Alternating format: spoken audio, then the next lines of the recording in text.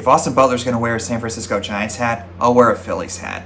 So I had a chance recently to see Caught Stealing, directed by Darren Aronofsky, starring Austin Butler, Regina King, Vincent D'Onofrio, Liev Schreiber, amongst other people, telling us the story of a former aspiring baseball player who's a bartender in Manhattan, getting caught in the middle of this illegal activity that's going on due to the activities of his neighbor, played by Matt Smith, and now he has to try to climb his way out of it. Now, as far as my history with Darren Aronofsky, I have only seen this one along with Noah from about 11 years ago. I reviewed it a long time ago during the early days of my talking about movies and entertainment. To my knowledge, Aronofsky is very controversial and does a lot of things in his films that make people uncomfortable, from movies like Black Swan, The Whale, Mother, and Requiem for a Dream, which is probably his most notable piece of work. Seeing the trailers for this, I was kind of surprised because it didn't look or feel like an Aronofsky movie. Now, I'm all for people trying something different or something that doesn't feel typical to their style, but I've heard that he wanted to try to make a movie like this, and hey, kudos to him for wanting to pursue something that he was interested in. Unfortunately, this movie doesn't really have that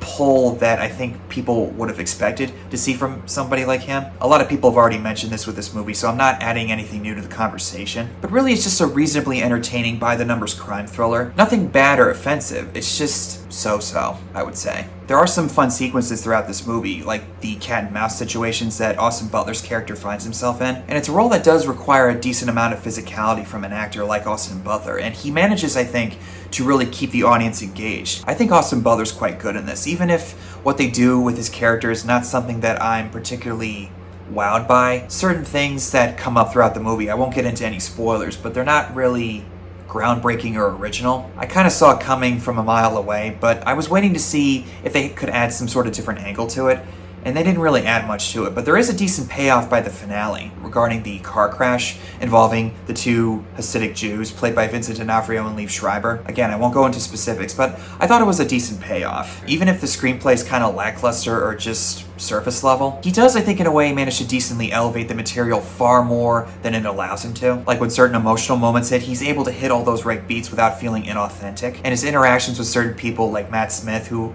I would have liked to have seen more of, and he provides that cheeky humor that the movie desperately needs, because whenever he's not there, it just feels like something is missing, at least on my end in hindsight anyway. Liev Schreiber and Vincent D'Onofrio, who play these two Hasidic Jews who are involved in some sort of crime ring, I guess, or they're hitmen for certain people. I wanted to see more of those guys because they did add to some sort of gravitas like Matt Smith does. It also feels kind of tonally out of place when they go back to their home at this one area of Brooklyn. It almost feels like a completely different movie. Regina King and Zoe Kravitz are also really good, and Zoe Kravitz, I couldn't help but feel like I was watching Selena Kyle, but in a different universe for DC. Regina King plays this cop who has some sort of activities that are going on behind the scenes. Again, I'm not going to go into spoiler territory, but there were some twists and turns that I didn't expect to see coming, and I thought in the moment they actually really hit. But again, with this screenplay that feels just kind of basic and surface level, it didn't really have that long-lasting oomph that I wanted to see, and I realize that movies are hard to make. But with Darren Aronofsky, you would think that there would be some sort of big draw with this one. It feels like anybody could have made this. In fact, I wouldn't have been surprised if it was Guy Ritchie instead. Or like any other director who could make something passable like this. It almost feels like it's a streaming movie. On the one hand, I do like the grainy look that it has with its color palette. It actually looks and feels like it was filmed in the 1990s, but with better audio and visual equipment. This is set in 1998 in a world that a lot of us have forgotten about. I was born in 1990, so I can still remember a few things about the 90s. Hearing certain names of certain people like Barry Bonds, or hearing certain voices on the radio like the 1010 Wins radio guy. Good morning, it's 7 o'clock, I'm Lee Harris, and here's what's happening. Also seeing the World Trade Center in certain shots. Wow.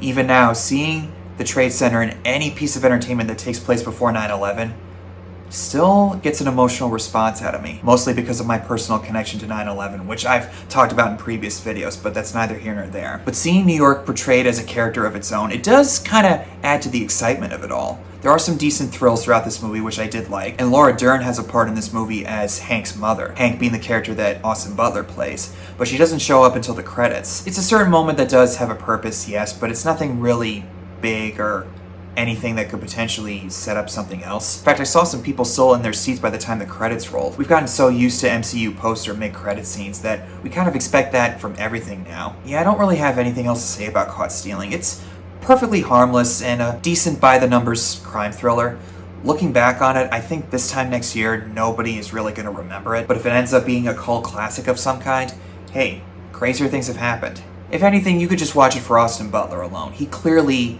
is going places in the future. That's all I have for you guys. Thank you so much for watching. Comment below and tell me what your thoughts are on this movie if you've seen it. Hit the like and subscribe button if you'd like to see more from me, and as always, see you in the next one.